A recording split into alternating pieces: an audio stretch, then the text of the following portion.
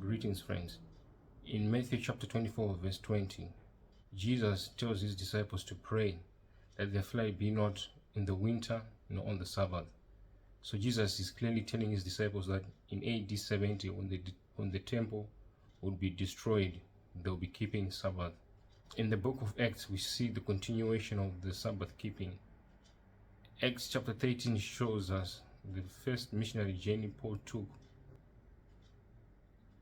around AD 45 to AD 47. In Antioch of Pisidia, we see the disciples keeping the Sabbath. Acts chapter 13, verse 14, and in verse 42 to verse 44, the Gentiles besought Paul to preach the same things that he had preached to the Jews. And on the next Sabbath, the whole city came to hear Paul preach. And this is AD 45 to AD 47. Clearly, the Gentiles were keeping the Sabbath. In Acts chapter 16, verse 13, in Philippi, we see the Sabbath being kept. In the city of Corinth, on Paul's second missionary journey, around the time of AD 49 to AD 52, we see Paul preaching in the synagogue, persuading both Jews and Greeks. We see that the Sabbath was being kept by the early Christians. So these are the biblical receipts.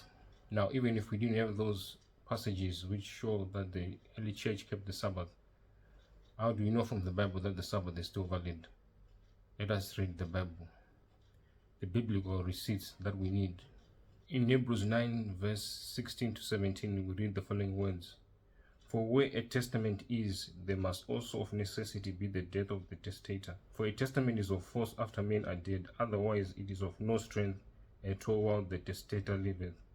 Now my question is, what Testament Christians are we? We are New Testament Christians. What are the terms of the New Testament?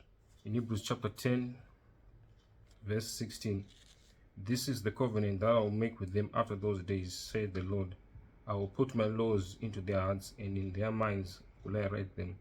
Here the author of the book of Hebrews is quoting directly from Jeremiah 31, verse 33, where Jeremiah foretold the coming of the new covenant upon which we are living in right now.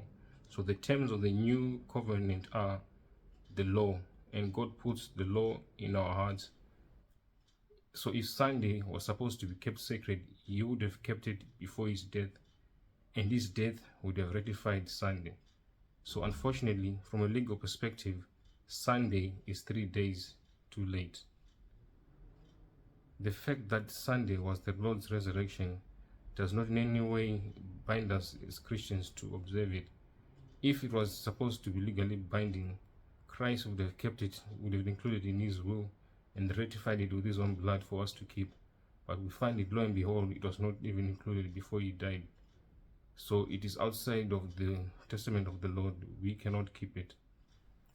Now granted, there are many good people from history, from time memorial, right down to our present generation, who keep Sunday and who worship God to the best dictates of their heart. But the Bible is clear. The Sabbath is still valid, and it is part of the New Testament, the will that the Lord has made with us, the will that he ratified with his own blood for the New Testament Christian to keep.